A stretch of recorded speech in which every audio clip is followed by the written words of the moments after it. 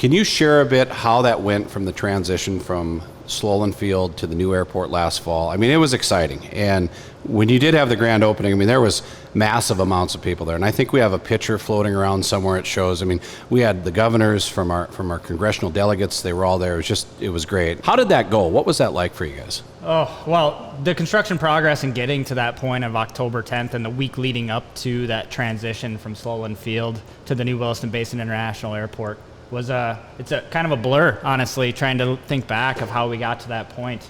The teamwork, we had the city administrator, public works department, all of our contractors, the FAA, they were pulling all-nighters every day to make sure that we got this facility open on the date that we said we were going to be able to do that. And we did. We set that date 3 years prior.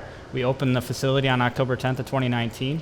And we had a few grand celebrations right before that.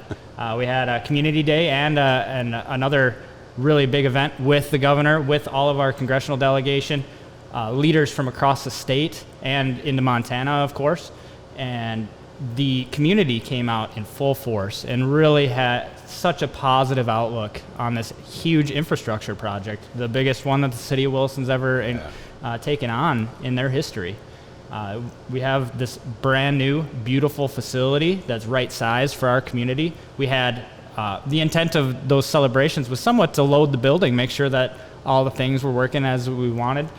We also wanted to make sure that the community had input and could see what we were building for them. This is the people's airport. And we want to make sure that it encompasses all of those amenities and technological advances and things of that nature that the community should expect when they're flying in and out of our community.